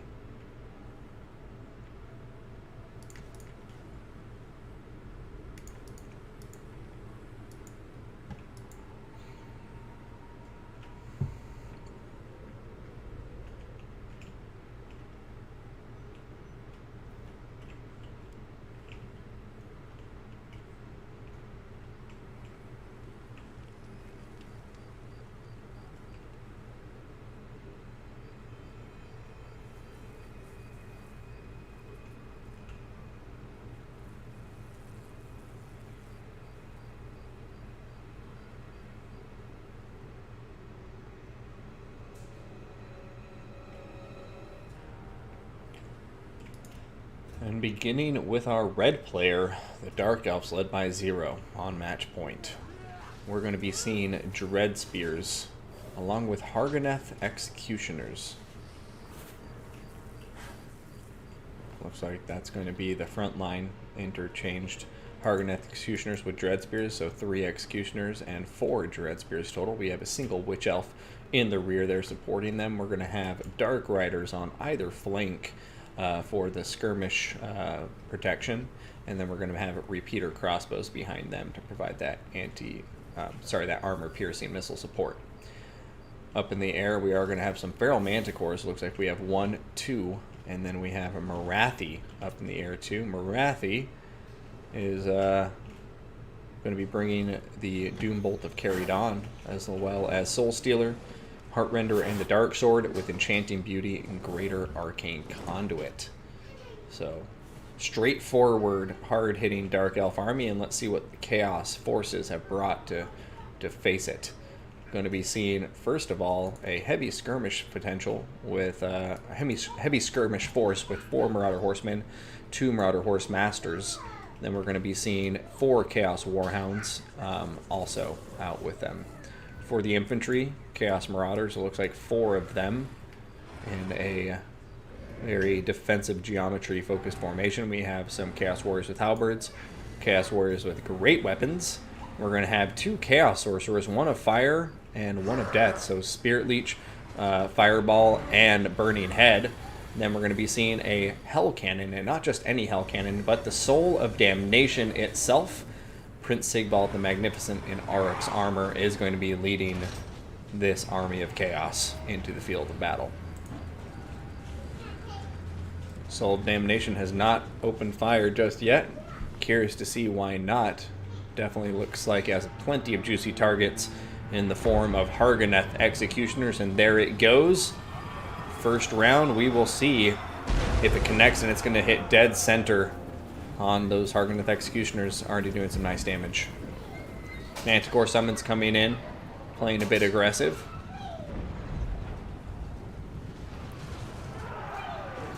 Alright, Chaos Warhounds just pushing through, ignoring the Dread Spears, and they're in a position to threaten. Uh-oh, they got surrounded. Even I forgot about the Dark Riders, and those Warhounds are gone. Oh, beautiful play, just like smash, smash, goodbye Warhounds. Devastating for those Warhounds. They're just gone completely. The Hell Cannon, though, almost completely eliminated one of the Harganeth Executioners already. One of the Feral Manticores is rampaging and not looking the best, but Dark Elves continue to march on. Hell Cannon now switching its attention to a second Harganeth Executioner. But now the front lines are closing, and even these tattered Harganeth Executioners are going to be able to kill Marauders, I think. Over here, Forces of Chaos getting a lot of pressure on the right flank now. These Feral Manticores just devastating. Their attack animations are really difficult to deal with. Witch Elves are now pushing forward into the forest to support those Manticores.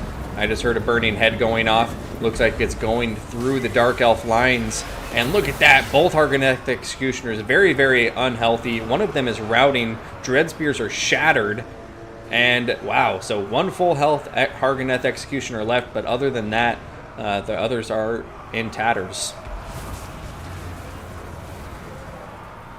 Manticore diving down, trying to shut down the Hell Cannon. It looks like the Hell Cannon isn't firing at the moment, so successful gambit so far. Morathi diving into combat, probably getting herself in position to throw down some fat Soul Stealers, because she's still full health, so she doesn't really need to worry about healing just yet. Manticore over here, starting to take some damage. It is, you know, in combat with some halberds, but look at that. The Soul of Damnation has been destroyed. This Hell Cannon will fire no more. And just like that, one of the Manticores is routing, but here comes that big Soul Stealer. Soul Stealer going down, catching a ton of the Chaos Army. And it doesn't have a cap. It'll just do damage nonstop to whoever gets caught in it. And especially with that AoE bug where it gives it some extra radius, it is very, very lethal. Over here, Witch Elves, though, getting shot to pieces by the Marauder Horsemen, sorry, plural, not singular. They do run around in battle half naked after all. More than that, like 90% naked. So javelins are not their friend. Over here, more Marauders diving into combat.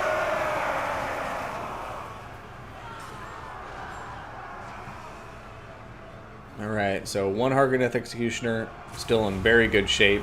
Sigvald the Magnificent is fighting against them. He's pretty tough, but without slippery stand your ground or stand or die, I don't know if he's going to be able to hold his own against Morathi, Feral Manticore, and the Hargoneth Executioner. So I mean, it does look like the Dark Elves are pulling ahead in the balance of power, and you know, unless something dramatic happens here, like this surround from the Chaos Forces, get some key routes, I think they're going to be able to win. But that Soul Stealer coming in, just devastating. Look, it caught the entire cavalry force of the Warriors of Chaos. Prince Sigvald the Magnificent going down for the count. He just broke and shattered. He is running for it. And that is going to be a clean 2-0 victory for Zero. And he's going to take today's tournament, defeating Zombie Quest.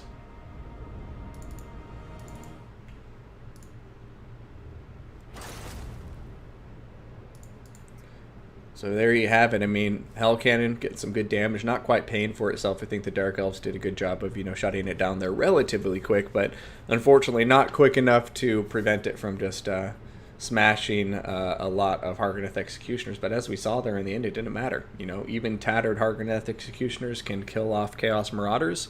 You know, like Chaos Warrior, or like Chosen with great weapons or something there would have been a different story, you know, if Hell Cannon did that much damage and then these Hargoneth Executioners showed up face to face with Chosen with great weapons, game over. They would just get slaughtered. But, you know, a bunch of cheap Marauders, and they'll do just fine. Morathi, those Soul Stealers, look at her, 3,000 damage value. So almost a quarter of the army in terms of value. She killed herself with those Soul Stealers. So devastating stuff. She had the Doom Bolt too, so I got to give her credit there. But really, it was all about Morathi and the Manticores getting those terror routes. Some really nice plays here from the skirmishers, the repeater crossbows in particular, and the Witch Elves. But yeah, I mean, well played to Zombie Quest, both of those fights. Well fought. Very good magic usage, and just across the board, I liked his builds. I like his thought process with how he makes his armies. He's definitely a unique player in that sense. These aren't the kind of on-meta builds you're used to seeing here, but I like his thought process. He's creative, and I hope to see him in some more of the tournaments to come. But on that note, congratulations to Zero. Better luck next time to Zombie Quest. Thank you guys for participating in today's tournament, and thank you all for viewing today's tournament. I think I'm going to go fight one battle, just, you know, to that way for anybody watching this as a replay, you know, there's some extra cushion on the replay, just so, you know, they don't know for sure who won.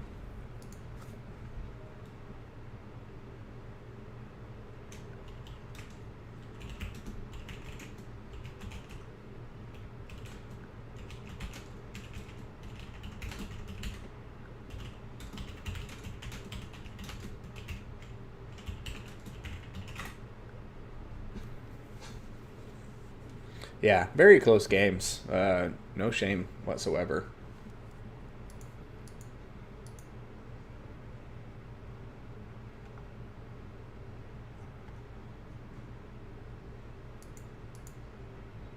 All right, but looks like we're going to bounce out from there. I will see both of these players soon, I hope.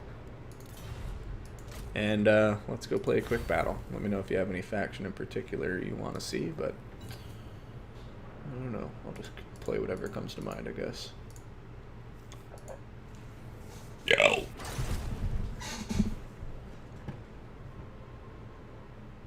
Yeah, very questionable against Marathi for sure. Aaron Foxy. Very valid criticism.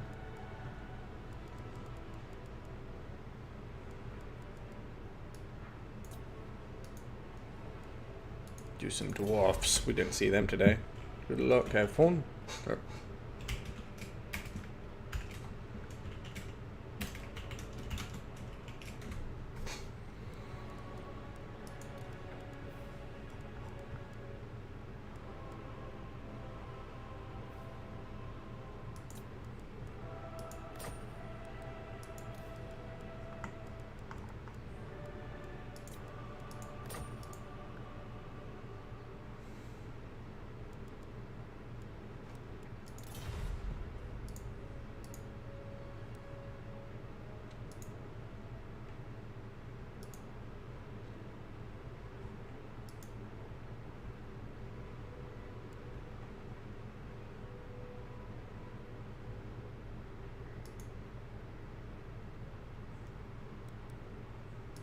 Yeah, vampires.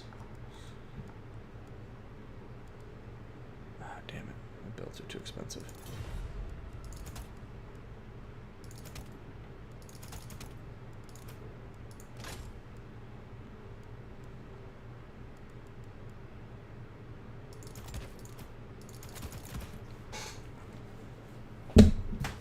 There it is. So that. What map do we have? Blood Pine Woods.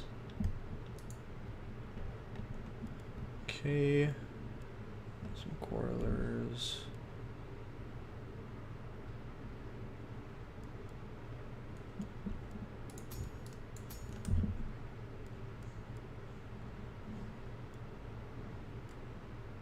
Oi! Hey, Zero. GG. Well played, my friend. Killed it.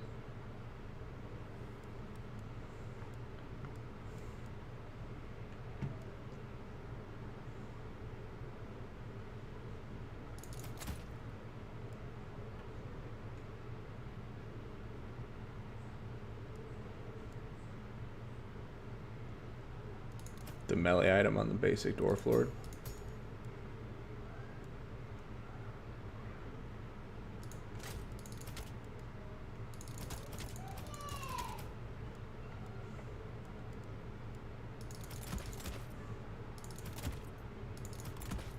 I see what you're saying. I see what you're saying.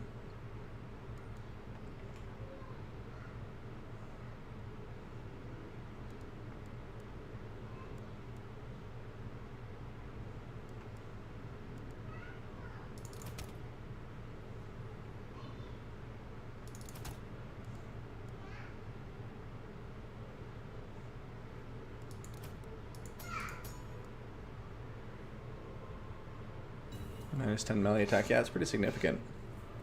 It's a cool ability.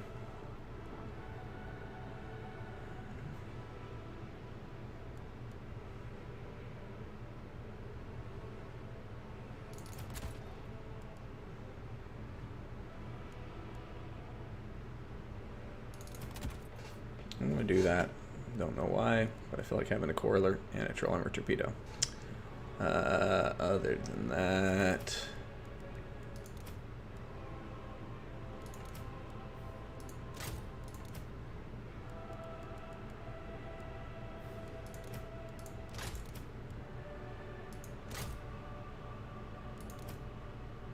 $34. There we go.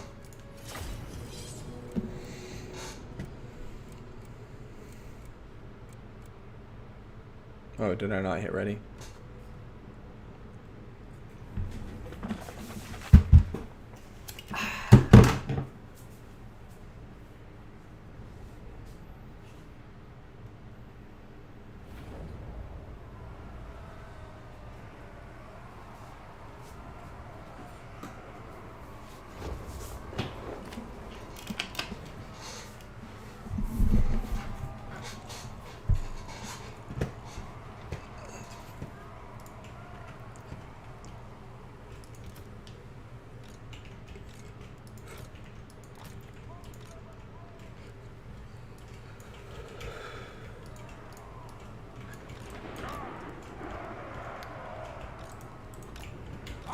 tricks!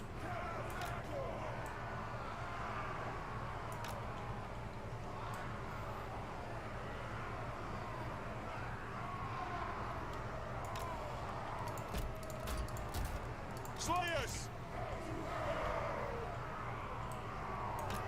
For the ancestor gods!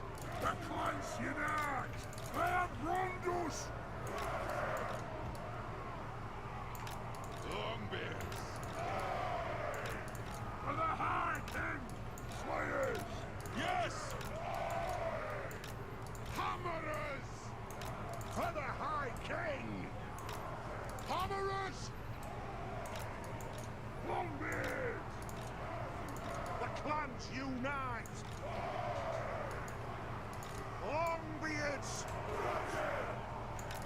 For Grimnir! For the High King! Iron Drakes! War of vengeance! Hammerers! Vengeance! Quarrelers!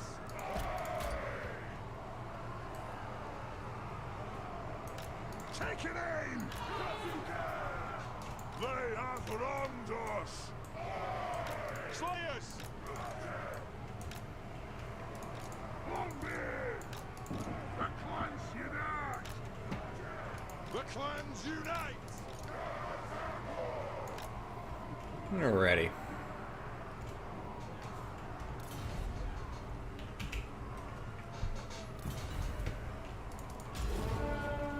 Alright, and here we go. We got some Karen Wraiths, we got some Banshee, we got 2 Vargulfs, we got Black Coach, we got Isabella von Karstein. She does have a nice healing ability, Master Beguilement as well. And then what the hell is this thing? What is that? What is it?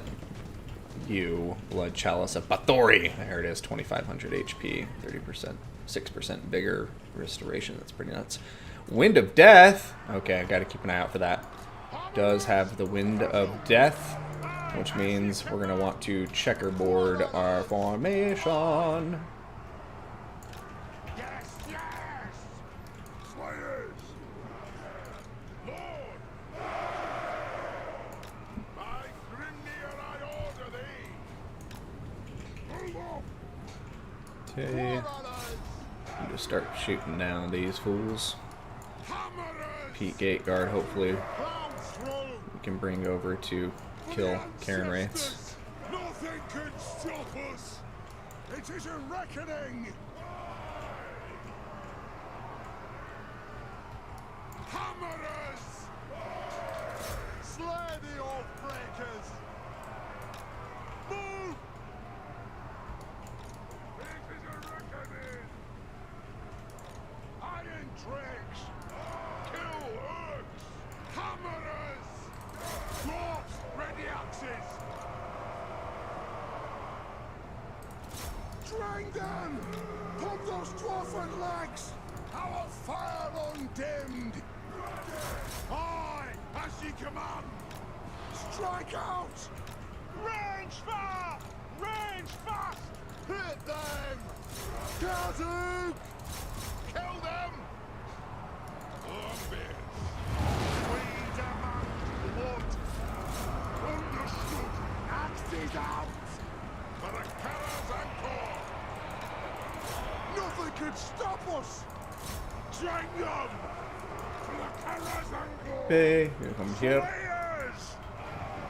Hammerers! Plow through! Down! Kazuk! Kazuk! Okay, come on, baby. Shoot him.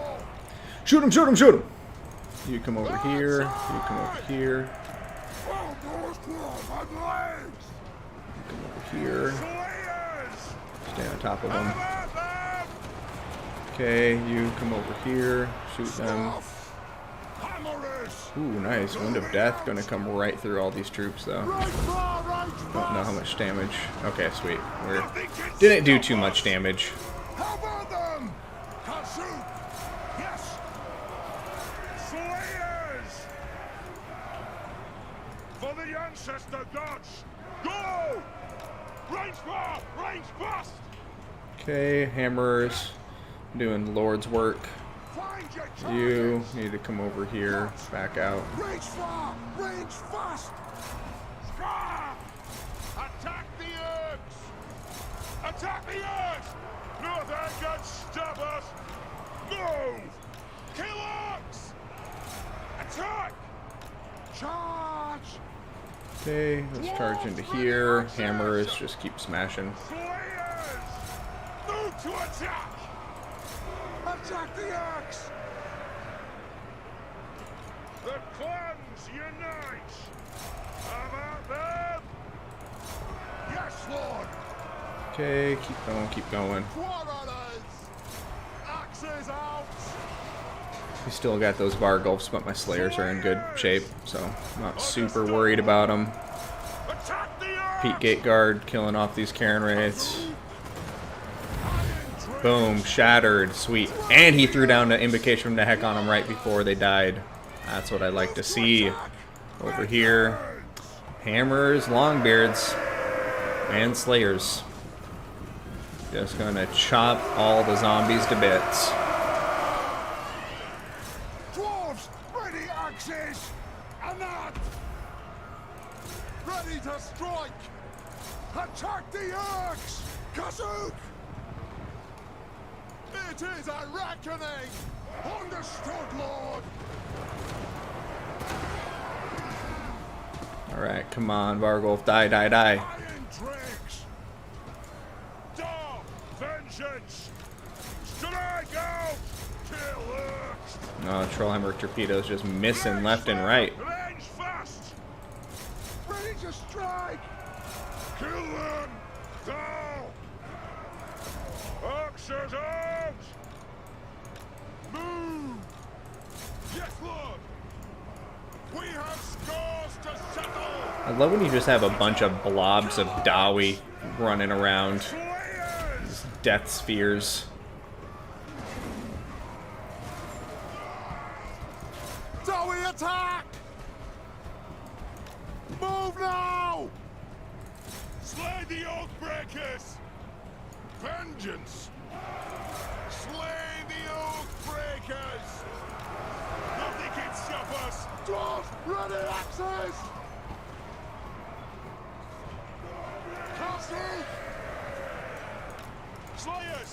Hammer them! Hammerers! Vengeance! Yes! Now! Come those woven lights! Move! Fight! Off we go!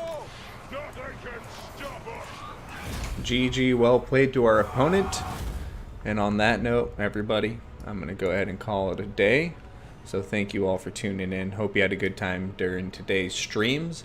Once again, a huge shout out to Zero for winning today's tournament. You have secured a position in the Season 8 playoffs if you didn't already have one. And yeah, y'all are awesome. So once again, my apologies for being on a hiatus for a while the last month. Just haven't been up to streaming, but I will try to get back into the swing of things from here on out. So on that note, thank you all for tuning in. Have a good day. Be respectful to other people if you can. And stick up for yourself if you must. My son HW signing out from here. I will see you all on the battlefield.